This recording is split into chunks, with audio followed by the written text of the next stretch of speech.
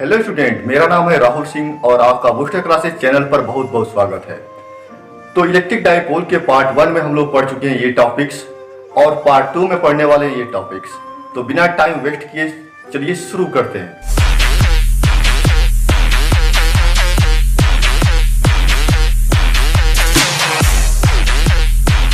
तो सबसे पहले हम लोग पढ़ने वाले हैं किसी इलेक्ट्रिक डाइपोल के द्वारा यानी किसी विद्युत द्विध्रुव के कारण किसी बिंदु पर उत्पन्न विद्युत क्षेत्र की तीव्रता। इसमें हम लोग 3 स्थितियों में विद्युत क्षेत्र की तीव्रता ज्ञात करेंगे। पहला है अक्षीय स्थिति, दूसरा है निरक्षीय स्थिति और तीसरा है किसी भी बिंदु पर यानी किसी भी स्थिति में विद्युत क्षेत्र की तीव्रता ज्ञात करनी है। तो सबसे पहले स्टार्ट करेंगे अक्षीय स्थिति के लिए। तो सबसे पहले समझ लेते हैं कि अक्षीय स्थिति क्या है। तो हम जानते हैं कि द्विध्रुव में 2 आवेश होते हैं, एक धनावेश और एक ऋणावेश। अब इन दोनों आवेशों को मिलाने वाली जो रेखा होती है उसको इसका अक्ष कहते हैं। और इस पर जो भी बिंदु होंगे, मतलब इस द्विध्रुव के अक्ष पर जितने भी बिंदु होंगे वो सब अक्षीय स्थिति में होंगे। यहाँ पर जो बिंदु P है इस द्विध्रुव के अक्षीय स्थिति में है। तो इस द्विध्रुव द्वारा जो उत्पन्न विद्युत क्षेत्र की तीव्रता है उसका फार्मूला डिराइव करने से पहले हम लोग समझ लें फिगर को। इसमें मान लीजिए कि कोई द्विध्रुव है जिनमें 2 आवेश हैं, प्लस Q और माइनस Q। तो माइनस Q बिंदु A पर स्थित है और प्लस Q बिंदु B पर स्थित है और इन दोनों आवेशों के बीच की दूरी 2D है। तो जो मध्य बिंदु होगा उससे A की दूरी D होगी और फिर B की दूरी भी D होगी क्योंकि बराबर बराबर बढ़ जाएंगे। अब मान लिया जाए कि बिंदु P पर, मतलब जो इसका अक्षीय स्थिति है उसके बिंदु P पर हम लोग को विद्युत क्षेत्र की तीव्रता ज्ञात करनी है। बिंदु P यहाँ पर है और यह बिंदु P द्विध्रुव के मध्य बिंदु से r दूरी पर स्थित है। मतलब द्विध्रुव के मध्य बिंदु से r दूरी पर स्थित किसी बिंदु पर जो कि द्विध्रुव के अक्षीय स्थिति में है उस पर हम लोग को विद्युत क्षेत्र की तीव्रता ज्ञात करनी है। तो बिंदु O से P की दूरी r है, तो बिंदु B से P की दूरी r माइनस D होगी क्योंकि यह पूरी दूरी r थी और r में से D निकाल देंगे, काट कर निकाल देंगे तो सिर्फ क्या बचेगा, r माइनस D दूरी बचेगी। फिर वैसे ही बिंदु A से P की दूरी r प्लस D होगी क्योंकि यहां तक की दूरी r थी और r में फिर जब D ऐड हो गया तो r प्लस D हो गया। अब हम लोग क्या करेंगे, अब मान लिया जाए कि प्लस Q आवेश द्वारा जो उत्पन्न विद्युत क्षेत्र की तीव्रता है वह वेक्टर E1 के बराबर है और माइनस Q द्वारा उत्पन्न विद्युत क्षेत्र की तीव्रता वेक्टर E2 के बराबर है। हम लोग जानते हैं कि प्लस आवेश जो होता है, जो पॉजिटिव चार्ज होता है, उसके द्वारा जो उत्पन्न विद्युत क्षेत्र की तीव्रता होती है उसकी दिशा इससे दूर होती है, बाहर की तरफ होती है। यानी जो वेक्टर E1 होगा उसकी दिशा इधर होगी और जो वेक्टर E2 होगा, चूंकि ये निगेटिव चार्ज है तो निगेटिव चार्ज के कारण जो विद्युत क्षेत्र की तीव्रता होगी उसकी दिशा इधर होगी। मतलब हम लोग ऐसे भी पता कर सकते हैं कि यहाँ पर यदि पॉजिटिव चार्ज है तो यहाँ पर यदि पॉजिटिव चार्ज छोड़ेंगे तो यह इधर जाएगा, इसके कारण यानी विद्युत क्षेत्र की तीव्रता की दिशा इधर है, यानी विद्युत क्षेत्र की दिशा इधर है। और जो निगेटिव चार्ज माइनस Q है इसके लिए यदि यहाँ पर कोई पॉजिटिव चार्ज छोड़ा जाए तो यह इधर आएगा, यानी इसकी दिशा इधर हो जाएगी। यानी जो माइनस Q द्वारा उत्पन्न विद्युत क्षेत्र है उसकी दिशा इधर होगी और प्लस Q द्वारा उत्पन्न विद्युत क्षेत्र की दिशा इधर होगी। दोनों की दिशा विपरीत है। तो इन दोनों का परिणामी ज्ञात करने के लिए सबसे पहले इन दोनों का परिमाण ज्ञात करेंगे, यानी जो विद्युत क्षेत्र की तीव्रता का परिमाण है वह ज्ञात करेंगे। और उसके बाद चूंकि एक ही रेखा में स्थित है और दोनों की दिशा विपरीत है और इसलिए इन दोनों को घटाकर यानी E1 में से E2 को घटाकर हम लोग परिणामी तीव्रता ज्ञात कर सकते हैं। तो चलिए सबसे पहले हम लोग ज्ञात करेंगे वेक्टर E1 और वेक्टर E2 का परिमाण।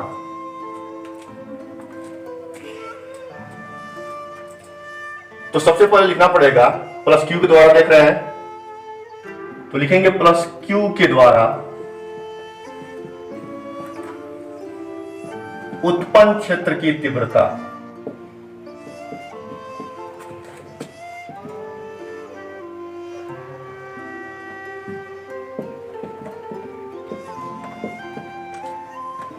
E1 इक्वल टू क्या होगा, E1 इक्वल टू हो जाएगा 1 अपान, चूंकि ये बिंदु आवेश है तो बिंदु आवेश वाला फार्मूला लगाएंगे तो 1 अपान 4 पाई एप्सिलॉन नॉट, आवेश कितना है Q है, अपान जो प्लस Q है उससे P की दूरी कितनी है तो R माइनस D है। क्योंकि हम लोग फार्मूले में देखे है कि यहाँ पर जो दूरी होता है वो आर स्क्वायर होता है, मतलब दूरी पर स्क्वायर लगा दिया जाता है। तो यहाँ पर दूरी है आर माइनस डी, तो लिखेंगे आर माइनस डी का होल स्क्वायर। फिर वैसे ही माइनस क्यू के द्वारा उत्पन्न क्षेत्र की तीव्रता कितनी हो जाएगी? तो वेक्टर नहीं लगाएंगे, सिर्फ परिमाण ज्ञात किया जा रहा है, तो लिखेंगे E2 equal to 1/4 pi epsilon naught. फिर यहां पर भी आवेश उतना ही है, तो Q अपान, अब दूरी कितनी है? तो बिंदु A से बिंदु P की दूरी है R प्लस D, तो यहां पर लिखेंगे R प्लस D का होल स्क्वायर। ये हो गया, मतलब दोनों तीव्रताओं का परिमाण ज्ञात हो गया। अब दोनों क्षेत्र एक दूसरे के विपरीत दिशा में है, इसलिए परिणामी तीव्रता इन दोनों के अंतर के बराबर होगी। तो हम लोग जानते हैं कि चूंकि यह आवेश बिंदु P से कम दूरी पर है, तो इसके द्वारा उत्पन्न तीव्रता अधिक होगा, और जो यह आवेश है माइनस Q जो आवेश है उसकी दूरी P से अधिक है, जिसके कारण इसकी जो तीव्रता होगी उसका परिमाण इसकी अपेक्षा कम होगा। यानी यह अधिक है और यह कम है, तो इसमें से यानी इसके परिमाण में से इसके परिमाण को घटा देंगे तो परिणामी तीव्रता ज्ञात हो जाएगी। तो लिखेंगे वेक्टर E1 तथा वेक्टर E2 के परिणामी का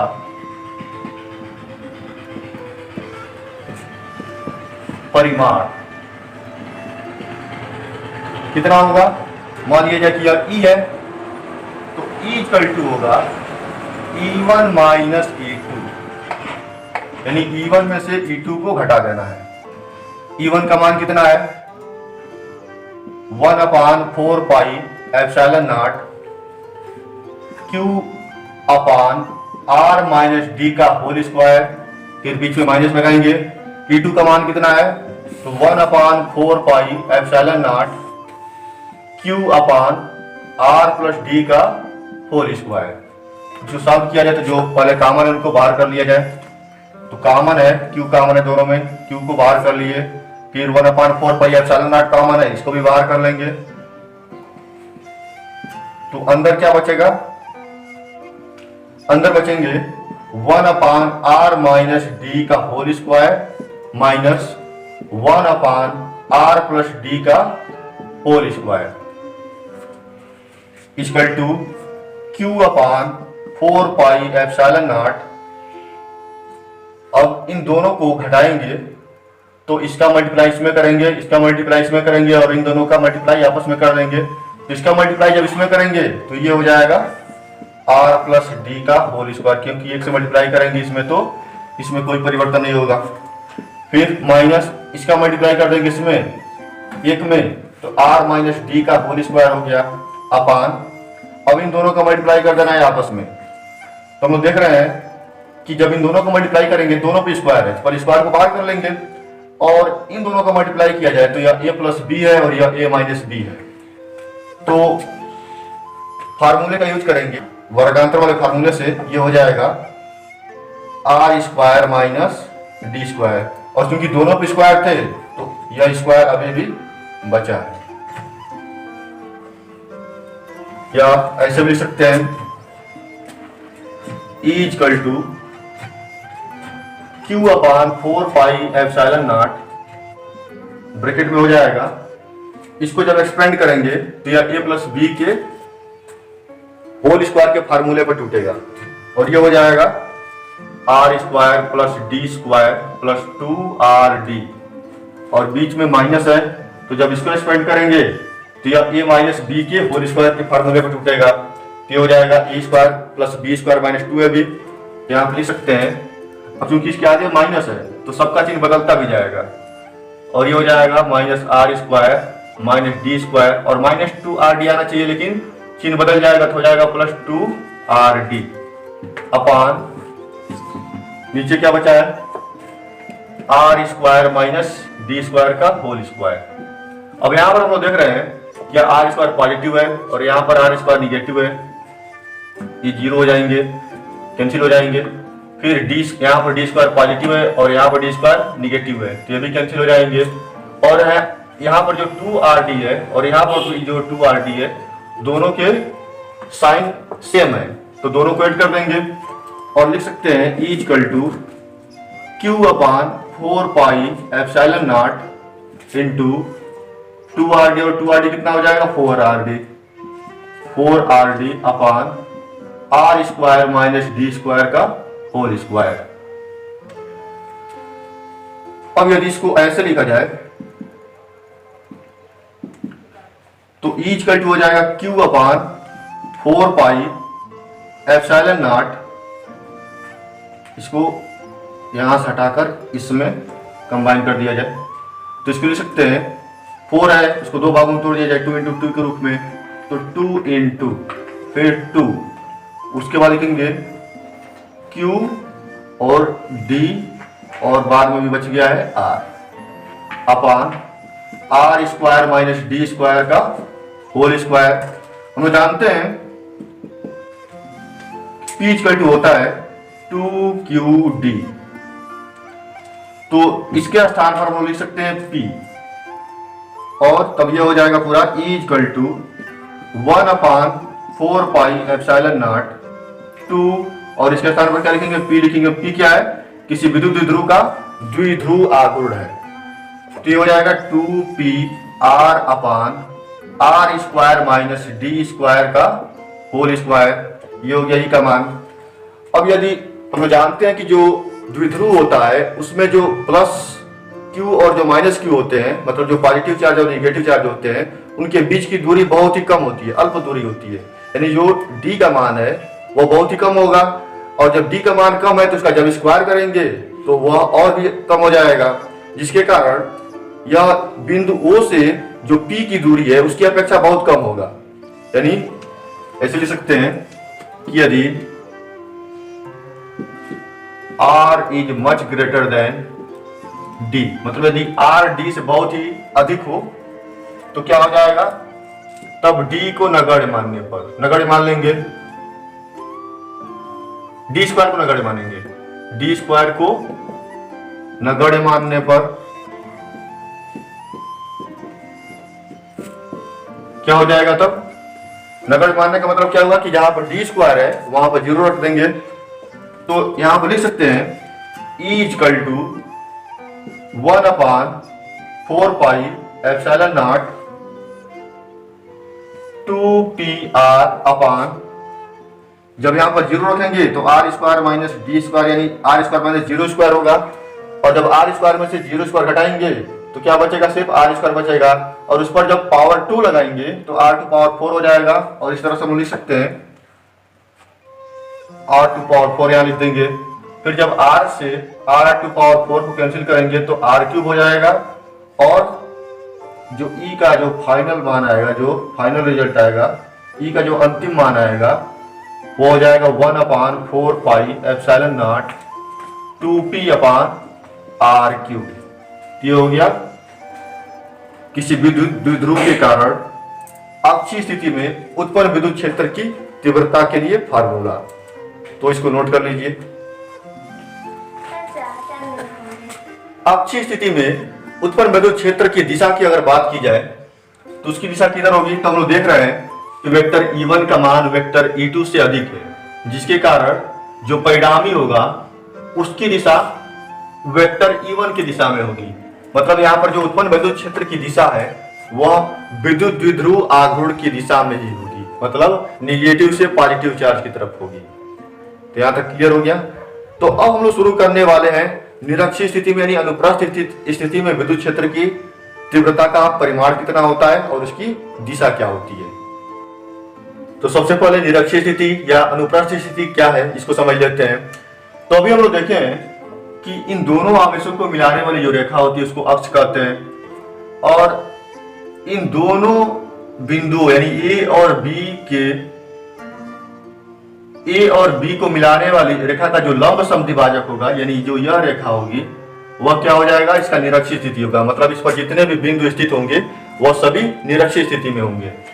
तो मान लीजिए कि कोई विद्युत द्विध्रुव है जिसके बिंदु ए पर माइनस क्यू आवेश है और बिंदु बी पर प्लस क्यू आवेश है, और इन दोनों आवेशों के बीच की दूरी 2d है, और इनका जो द्विध्रुव आघूर्ण है वह p के बराबर है। और हम लोग को इसके मध्य बिंदु यानी O से r दूरी पर किसी बिंदु P पर हम लोग को विद्युत क्षेत्र की तीव्रता ज्ञात करनी है। तो सबसे पहले इन दोनों आवेशों के कारण जो उत्पन्न क्षेत्र की तीव्रता है उसको वेक्टर से दर्शा देंगे। पहले जो प्लस Q आवेश द्वारा उत्पन्न विद्युत क्षेत्र की तीव्रता होगी उसकी दिशा इधर होगी, बाहर की तरफ होगी। यह मान लीजिए वेक्टर E1 है, और फिर जो माइनस Q आवेश है इसके द्वारा जो उत्पन्न विद्युत क्षेत्र की तीव्रता होगी उसकी दिशा इधर होगी, मतलब इसके तरफ होगी। यह है वेक्टर E1 और यह है वेक्टर E2। और हम जानते हैं कि यह एक समकोण त्रिभुज है, और समकोण त्रिभुज में यदि लंब और आधार ज्ञात हो तो कर्ण का मान भी ज्ञात कर सकते हैं। तो यहाँ पर जो दूरी होगी यानी बिंदु A से जो P की दूरी होगी वो हो जाएगी square root of R square plus D square. और चूंकि यह लंब समद्विभाजक है तो लंब समद्विभाजक पर जितने भी बिंदु होते हैं वो क्या होते हैं, जिस रेखाखंड के लंब समद्विभाजक होते हैं उसके अंतिम बिंदु को यानी जो अंत्य बिंदु होता है उससे समदूरस्थ होते हैं। तो यदि यह दूरी square root of R square plus D square है तो यह भी दूरी कितनी हो जाएगी, R square plus D square के बराबर हो जाएगी। अब हम लोग क्या करेंगे, वेक्टर E1 और वेक्टर E2 का परिणामी ज्ञात करने के लिए इन दोनों का क्षैतिज घटक और ऊर्ध्व घटक ज्ञात करेंगे। तो यहाँ पर मान लीजिए वेक्टर E1 का ऊर्ध्व घटक किधर होगा, ऐसे हो जाएगा, ये हो गया E1 cos थीटा के बराबर हो, E1 sin थीटा के बराबर हो जाएगा। और जो वेक्टर E2 है उसका जो ऊर्ध्व घटक होगा यानी जो वर्टिकल कंपोनेंट होगा वह E2 sin थीटा के बराबर होगा। अब इन दोनों का यदि क्षैतिज घटक ज्ञात किया जाए तो E1 का क्षैतिज घटक हो जाएगा E1 cos थीटा, और फिर जब E2 का क्षैतिज घटक ज्ञात करेंगे तो क्या हो जाएगा। हाँ, एक बात और ध्यान देना है कि यदि यह कोण थीटा है तो यह भी कोण थीटा ही होगा। क्यों? क्योंकि यह दूरी बराबर है, और हम जानते हैं कि किसी भी त्रिभुज में यदि दो भुजाएं बराबर हो तो उनके सम्मुख कोण भी बराबर होते हैं। तो यदि यह थीटा है तो यह भी थीटा हो जाएगा। और हम लोग देख रहे हैं कि यह भी क्षैतिज है और यह भी क्षैतिज है, तो ये दोनों रेखाएं समांतर होंगी और इसको एक तिर्यक रेखा काट रही है, यानी यह और यह जो कोण है वे संगत कोण है, और संगत कोण हमेशा बराबर होते हैं। मतलब यहाँ पर दो समांतर रेखाओं की तिर्यक रेखा काट रही है तो संगत कोण बराबर होंगे। तो यदि यह थीटा है तो यह भी क्या हो जाएगा, थीटा हो जाएगा। और फिर वैसे ही यदि यह थीटा है तो यह भी थीटा हो जाएगा। क्यों? क्योंकि यह एकांतर कोण है, यह भी क्षैतिज है और यह भी क्षैतिज है, तो ये दोनों रेखाएं समांतर होंगी और इसको एक तिर्यक रेखा PA काट रही है। तो यहाँ पर जो कोण होगा वह इस कोण के बराबर होगा, क्योंकि दोनों कोण एकांतर कोण है और एकांतर कोण बराबर होते हैं। तो ये हो गया E1 cos थीटा, और इसका जो क्षैतिज घटक ज्ञात करेंगे वो हो जाएगा E2 cos थीटा। तो हम लोग देख रहे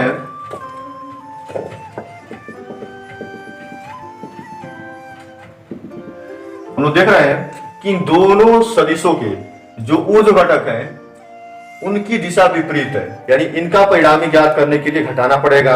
और जो क्षैतिज घटक है उनकी दिशा एक ही दिशा में, मतलब दोनों सेम डायरेक्शन में, तो इनका परिणामी ज्ञात करने के लिए दोनों को जोड़ना पड़ेगा। तो सबसे पहले हम लोग वेक्टर E1 और वेक्टर E2 का परिमाण ज्ञात करेंगे।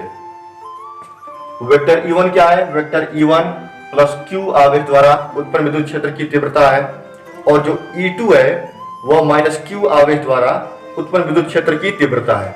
तो सबसे पहले ज्ञात करेंगे प्लस Q आवेश द्वारा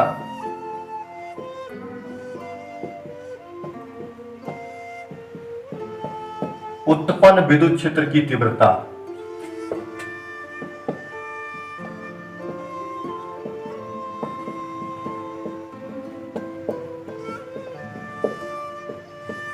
कितनी होगी, तो हो जाएगा E1 equal to 1/4 pi epsilon naught into आवेश कितना है, Q है, दूरी कितनी है P से, तो यह है square root of R square plus D square, square root of R square plus D square. का होल स्क्वायर कर देंगे, क्योंकि आर स्क्वायर पे स्क्वायर लगाया जाता है, जो दूरी होती है उसका वर्ग किया जाता है। तो ये हो जाएगा 1/4πε0 क्यू अपान, यहाँ पर स्क्वायर रूट था और फिर उसके ऊपर स्क्वायर लगा है, तो दोनों कैंसिल हो जाएंगे और बचेगा सिर्फ R square plus D square. फिर वैसे ही माइनस क्यू आवेश द्वारा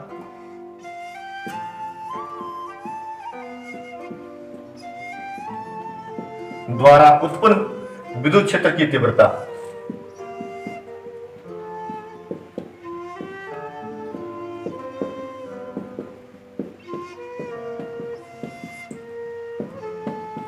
कितनी होगी? तो हो जाएगा E2 = 1/4πε0 क्यू अपान, यहां पर भी आवेश कितना है? क्यू ही है। हम उससे परिमाण ज्ञात कर रहे हैं तो निगेटिव वगैरह नहीं लगाएंगे, साइन नहीं लगाएंगे, इसका निगेटिव या पॉजिटिव, बस इसका परिमाण लिखेंगे। फिर दूरी कितनी है? तो दूरी वही है square root of R square plus D square, इसका स्क्वायर कर देंगे तो क्या बचेगा? फिर वही 1/4πε0 Q upon R square plus D square. अब यदि इनका ऊर्ध्व घटक का परिणामी ज्ञात करना हो तो क्या होगा? सबसे पहले हम लोग क्षैतिज घटक का परिणामी ज्ञात करेंगे। क्षैतिज घटक का परिणामी,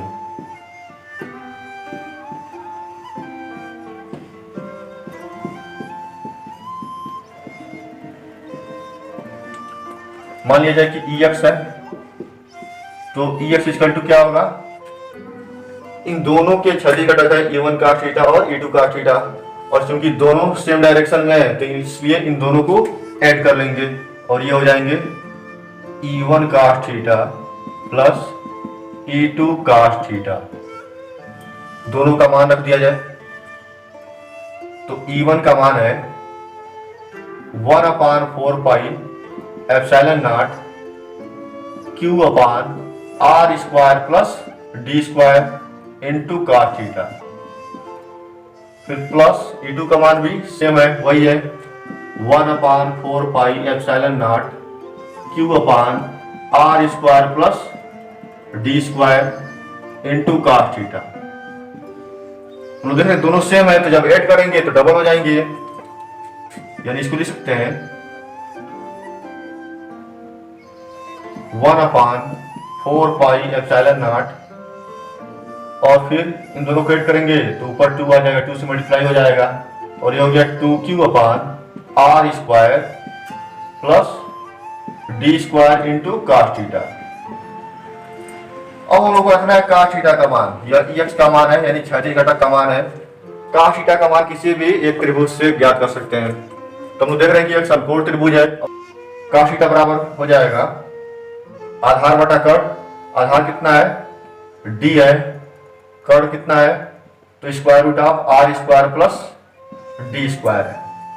अब इसमें cos थीटा का मान रख देंगे तो EX = हो जाएगा 1/4πε0 2q upon R square plus D square, और जब cos थीटा का मान रखेंगे तो हो जाएगा d upon square root of R square plus D square. अब यदि 2qd को एक में कंबाइन कर लिया जाए तो हम जानते हैं P = होता है 2qd, रख दिया जाए तो जो EX का मान होगा EX = हो जाएगा 1/4πε0 2qd के स्थान पर लिख सकते हैं P। और हम देख रहे हैं कि यहाँ पर जो R square plus D square है उस पर पावर 1 है और इस पर पावर कितना है? 1/2 है। कर्डिक का मतलब क्या होता है कि इस पर घात 1/2 है।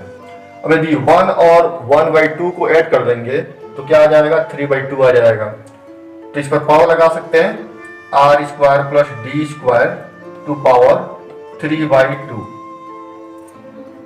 ये हो गया। अब हम जानते हैं कि यदि आर का मान डी से बहुत ही अधिक हो, हम जानते हैं कि दोनों आवेशों के बीच की दूरी कम होती है, तो जो आर का मान होगा वह डी की अपेक्षा अधिक होगा ही।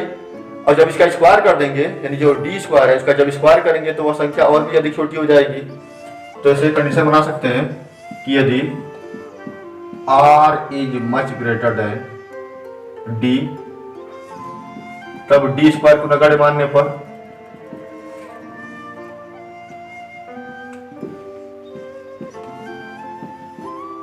नगण्य मान लिया जाए तो EX की वैल्यू हो जाएगी 1/4πε0 और ये हो जाएगा P अपान, और हम देख रहे हैं यहाँ पे जब D स्क्वायर का मान 0 रखेंगे तो अंदर क्या बचेगा, सिर्फ R स्क्वायर बचेगा, जो हो जाएगा R स्क्वायर टू पावर 3/2। यहाँ पर पावर के बाद ब्रैकेट लगा के पावर लगाया गया है, इसलिए इन दोनों का मल्टीप्लाई करेंगे तो क्या हो जाएगा 2 × 3/2, तो 2 से 2 कैंसिल हो गया, क्या बचा है, सिर्फ 3 बचा है।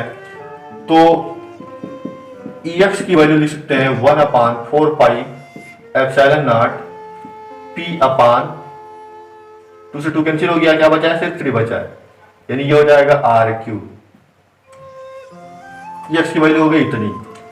अब हम जानते हैं कि इसके दो घटक हैं, बिंदु P पर विद्युत क्षेत्र के दो घटक हैं, एक है ऊर्ध्व घटक और दूसरा है क्षैतिज घटक। अब यदि इन दोनों का परिणामी ज्ञात करना हो तो हम लोग क्या करेंगे, जो परिणामी ज्ञात करना होगा तो लिखेंगे E = मतलब दोनों सदिशों का जो वर्ग होता है उसके योगफल का वर्गमूल के बराबर यह होगा। तो यह हो गया क्षैतिज घटक का मान। तो मान लीजिए कि यह समीकरण नंबर 1 है और हम लोग को अभी ज्ञात करना है ऊर्ध्व घटक का परिणामी। तो ऊर्ध्व घटक का परिणामी क्या होगा,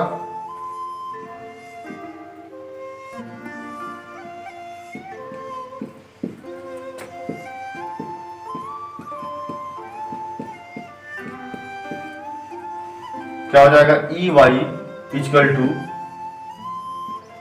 E1 sin theta minus E2 sin theta. अब चूंकि हम जानते हैं कि E1 और E2 दोनों के मान बराबर हैं और दोनों में sin थीटा है, तो इसलिए जो E1 sin थीटा होगा वह E2 sin थीटा के बराबर ही होगा। और जब हटाएंगे तो EY का मान कितना आ जाएगा, 0 हो जाएगा। तो इस तरह से हम लोग को ज्ञात हो गया EX का मान और EY का मान, यानी क्षैतिज घटक और ऊर्ध्वाधर घटक दोनों ज्ञात हो गए। अब यदि दोनों का परिणामी ज्ञात करना हो तो इस फार्मूले से परिणामी ज्ञात कर सकते हैं। क्या हो जाएगा, EX तथा EY का परिणामी तीव्रता।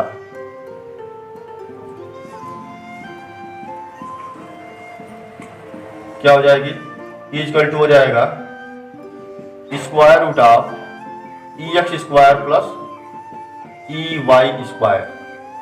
दोनों का मान रख दिया जाए तो लिख सकते हैं E = EX का मान कितना है, समीकरण नंबर 1 से लिखेंगे तो 1/4πε0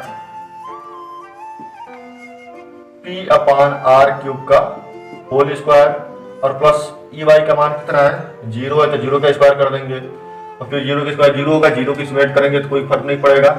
और फिर अंदर क्या बचेगा, सिर्फ 1/4πε0 P/R³ का होल स्क्वायर होगा, जिसके ऊपर करड़ी है, स्क्वायर रूट है।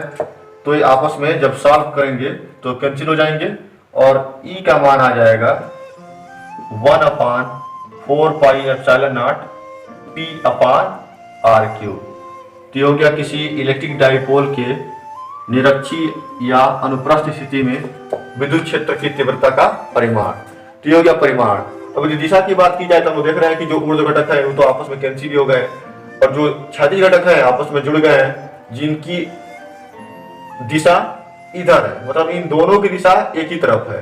तो जो विद्युत क्षेत्र की तीव्रता की दिशा होगी वह भी इधर ही होगी, मतलब जो डायरेक्शन दिख रहा है इस दिशा में होगी। मतलब इस तरह समझ सकते हैं कि निरक्षीय स्थिति में जो विद्युत क्षेत्र की तीव्रता की दिशा होती है वह पॉजिटिव चार्ज से निगेटिव चार्ज की तरफ होती है, उल्टा होता है यहाँ पर। अभी हम लोग देखे थे कि अक्षीय स्थिति में जो विद्युत क्षेत्र की तीव्रता की दिशा होती है, यानी जो विद्युत क्षेत्र की दिशा होती है वह निगेटिव से पॉजिटिव की तरफ होती है, लेकिन इस समय निरक्षीय स्थिति में पॉजिटिव से निगेटिव की तरफ होगी। तो यहां तक क्लियर हो गया होगा। अब इसको नोट कर लीजिए। इलेक्ट्रिक डाइपोल के कारण जो उत्पन्न क्षेत्र है उसके डायरेक्शन को एक बार और स्पष्ट करना चाहता हूं। तो इस डायग्राम से आप लोग समझ सकते हैं। तो जो अक्षीय स्थिति में विद्युत क्षेत्र उत्पन्न होता है उसकी दिशा हमेशा निगेटिव चार्ज से पॉजिटिव चार्ज की तरफ होती है, यानी हमेशा यह डाइपोल मोमेंट की दिशा में ही होता है। लेकिन निरक्षीय स्थिति में जो विद्युत क्षेत्र उत्पन्न होता है उसका डायरेक्शन जो डाइपोल मोमेंट होता है उसके विपरीत दिशा में होता है, यानी पॉजिटिव चार्ज से निगेटिव चार्ज की तरफ होता है।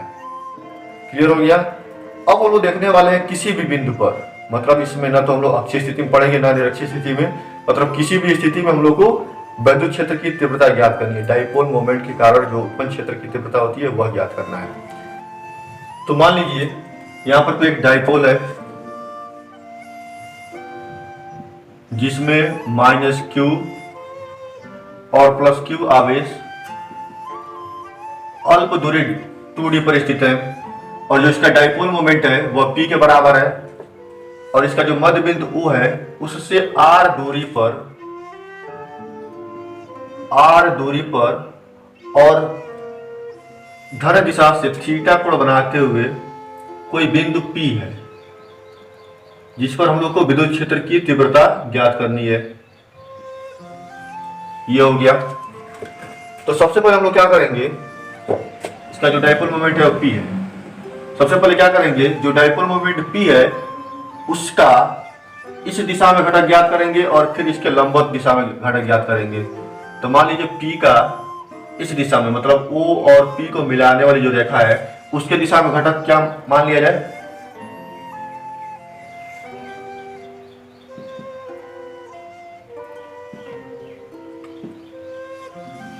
मतलब इसका जो यह घटक होगा वह इसके क्षैतिज घटक के बराबर होगा। तो क्या हो जाएगा, यह हो जाएगा P cos थीटा। और जब इस रेखा के लंबवत दिशा में घटक ज्ञात करेंगे तो हो जाएगा P sin theta. P sin theta.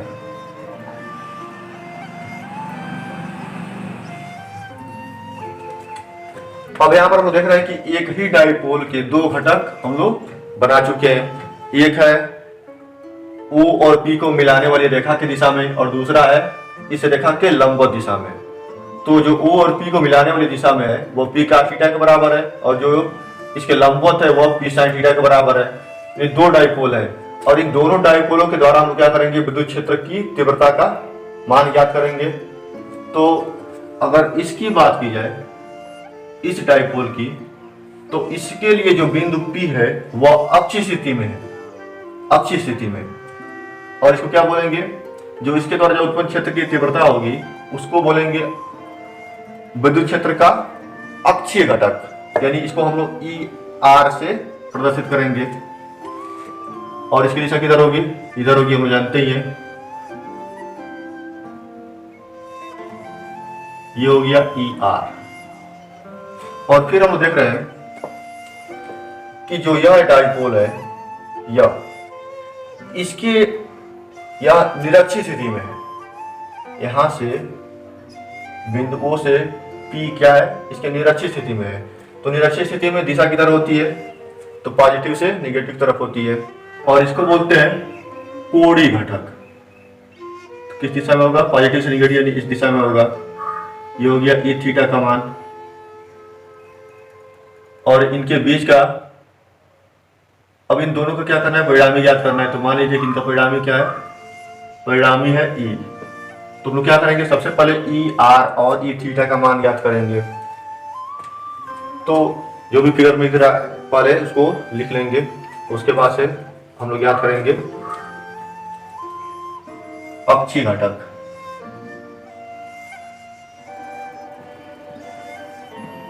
विद्युत क्षेत्र का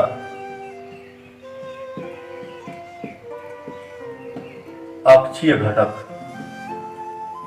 क्या हो जाएगा, ER क्या है, इस डाइपोल के द्वारा अक्षीय स्थिति में विद्युत क्षेत्र की तीव्रता है। तो हम लोग पहले ही पढ़ चुके हैं कि अक्षीय स्थिति में विद्युत क्षेत्र की तीव्रता कितनी होती है, तो 1/4 पाई एप्सिलॉन नॉट P/R³ होता है। लेकिन यहाँ पर P नहीं लेंगे, क्या लेंगे, P cos थीटा लेंगे, क्योंकि हम लोग सिर्फ डाइपोल के इस घटक की बात कर रहे हैं। तो ये हो जाएगा 2P cos थीटा, क्योंकि 2P/R³ होता है, तो लिखेंगे यहाँ पर 2P cos थीटा अपान दूरी कितनी है, R³ है। ये हो गया। फिर उसके बाद इसको बना दिया जाए इक्वेशन नंबर 1। अब हम लोग ज्ञात करेंगे इसका कोणीय घटक, यानी जो इसका लंब घटक है उसके कारण जो उत्पन्न तीव्रता है उसको क्या बोलेंगे, कोणीय घटक बोलेंगे। और ये हो जाएगा तब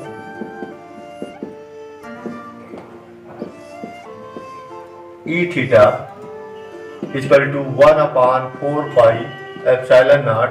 और यहाँ पर हम देख रहे हैं कि यहाँ पर जो डाइपोल है इसके द्वारा जो इसके रिफरेंस में जो बिंदु P है वह किस स्थिति में है, निरक्षीय स्थिति में है। और निरक्षीय के लिए हम फार्मूला पढ़े हैं P/r³ यहाँ पर होता है, तो P के जगह पर क्या लिखेंगे, P sin थीटा लिखेंगे। अब इसकी बात की जा रही है, तो हो जाएगा P sin theta upon r³। इसको बना दिया जाए इक्वेशन नंबर 2। अब ये दोनों एक दूसरे के लंबवत है, तो इसलिए यदि इनका परिणामी ज्ञात करना होगा तो इस फार्मूले से ज्ञात करेंगे। यानी ऐसे लिखेंगे ER तथा E थीटा का परिणामी का परिमाण। अभी सिर्फ हम लोग परिमाण ज्ञात कर रहे हैं परिणामी का, यानी योगफल का। तब ये दोनों सदिश इनके योगफल का परिमाण ज्ञात कर रहे हैं, अभी दिशा ज्ञात करना बाकी है। तो E इक्वल टू होगा square root of ER square plus E theta square. दोनों का मान रख दिया जाए तो हो जाएगा इक्वल टू ER का मान क्या है, 1/4 pi epsilon naught 2p cos theta upon r³ का whole square plus E theta का मान क्या है, 1/4 pi epsilon naught p sin theta upon r³ का होल स्क्वायर। अब जो भी पहले कॉमन निकाल लिया जाए बाहर, इसमें हम लोग कॉमन निकालेंगे 1/4 pi epsilon naught p upon r³, क्योंकि स्क्वायर है दोनों पर तो यह कॉमन निकलेगा तब भी स्क्वायर रहेगा। अंदर क्या बचा है, तो यहाँ पर बचा है 2, तो 2 का स्क्वायर करेंगे तो हो जाएगा 4। फिर cos थीटा बचा है तो इसका स्क्वायर करेंगे तो हो जाएगा ये cos स्क्वायर थीटा, और प्लस यहाँ पर बचा सिर्फ sin थीटा, तो sin थीटा के स्क्वायर करेंगे तो हो जाएगा ये sin स्क्वायर थीटा। और जब इसको बाहर निकालेंगे, इसका जो स्क्वायर है वह स्क्वायर रूट से कैंसिल हो जाएगा और बाहर क्या बचेगा, 1/4 pi epsilon naught p upon r³ square root of 4 cos square theta को हम तोड़ सकते हैं दो भागों में। कैसे लिखेंगे, 3 cos square theta plus cos square theta plus sin square theta equal to 1/4 pi epsilon naught p upon r³। फिर ये हो जाएगा 3 cos स्क्वायर थीटा, और हम जानते हैं कि cos square theta plus sin square theta equal to होता है 1, तो यहाँ आप लिख देंगे +1। तो यह होगा किसी भी स्थिति में यानी किसी भी बिंदु पर विद्युत क्षेत्र की तीव्रता के लिए फार्मूला। अब यदि डायरेक्शन की बात की जाए, एक बात और, अब इसी फार्मूले से, क्योंकि यह एक व्यापक फार्मूला है, जनरल फॉर्म है इसका, तो इसी फार्मूले से हम लोग अक्षीय स्थिति में भी तीव्रता ज्ञात कर सकते हैं और निरक्षीय स्थिति में तीव्रता ज्ञात कर सकते हैं। कैसे ज्ञात करेंगे, तो हम जानते हैं कि अक्षीय स्थिति में कब होगा, कि जब बिंदु यहाँ पर होगा, यानी जो यहाँ हम रेखा देख रहे थे जब ऐसे मुड़ जाएगी इस दिशा में, तो क्या हो जाएगा, यह अक्षीय स्थिति होगा। और अक्षीय स्थिति के लिए जो कोण होगा, थीटा का जो मान होगा वह 0 होगा। तो ऐसे लिख सकते हैं, अक्षीय स्थिति के लिए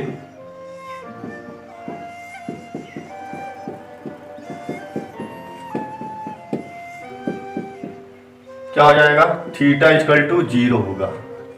तो इसमें 0 रख दिया जाए थीटा का मान, तो हो जाएगा E equal to 1/4 pi epsilon naught p upon r³ square root of, यहाँ पर लिखेंगे अंदर 3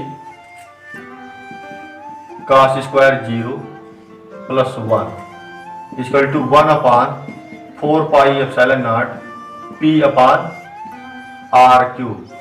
और यहाँ पर cos 0 की वैल्यू होती है 1, और 1 का स्क्वायर करेंगे तो 1 ही होगा, 1 का मल्टीप्लाई कर देंगे 3 में तो 3 होगा, 3 को जोड़ देंगे 1 में तो 4 होगा, और 4 का जब स्क्वायर रूट करेंगे तो आ जाएगा 2, तो 2 को यहाँ पर लिख सकते हैं।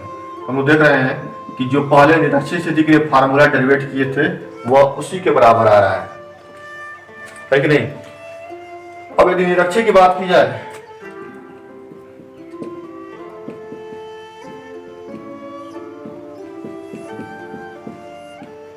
तो आप लोग बताइए निरक्षीय स्थिति में थीटा का मान क्या होगा।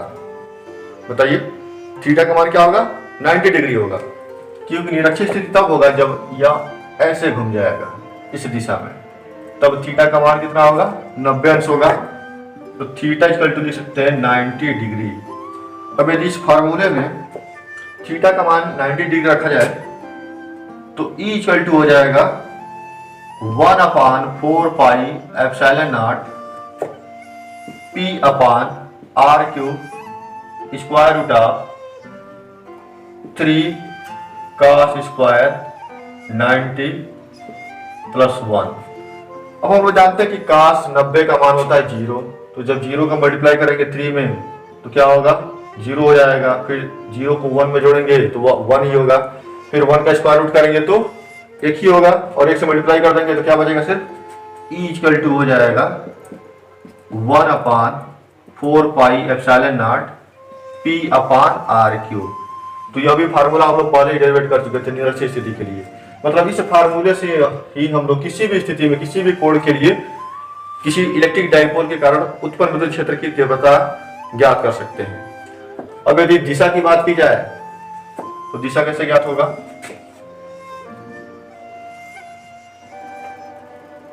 तो मान लीजिए कि इससे कोण कितना बना रहा है, अल्फा कोण बना रहा है। तो यदि tan अल्फा का मान ज्ञात करना हो, यानी अक्षीय घटक है जो, उससे जो कोण है उसका यदि tan लेना हो, टेंजेंट लेना हो, तो tan अल्फा इक्वल टू हो जाएगा E theta upon E R। मतलब जिस घटक से ज्ञात करना होता है उसको डिनोमिनेटर में लिखते हैं और दूसरे वाले को न्यूमरेटर में लिखते हैं। तो हो गया tan alpha equal to E theta की वैल्यू कितनी है, E थीटा की वैल्यू है 1/4 pi epsilon naught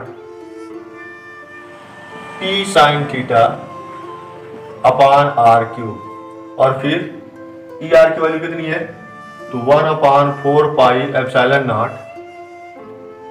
2P cos theta upon R cube. तो इससे कैंसिल हो गया, R क्यूब से R क्यूब कैंसिल हो गया, P से P कैंसिल हो गया। तो tan अल्फा इक्वल टू बचा है 1/2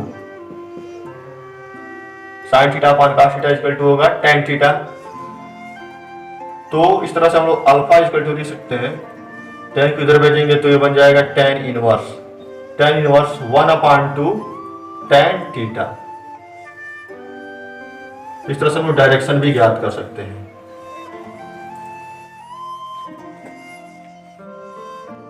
तो आज के लिए बस इतना ही। अगर वीडियो पसंद आई हो तो लाइक करें, कमेंट करें और अपने फ्रेंड्स के पास शेयर करना न भूलें। और एक बात और, यदि आप भी हर वीडियो पर होमवर्क लेना चाहते हैं, होमवर्क करना चाहते हैं, तो कमेंट सेक्शन में ऊपर ही एक ग्रुप का लिंक दिया गया है, उस ग्रुप से आप ज्वाइन करके होमवर्क ले सकते हैं।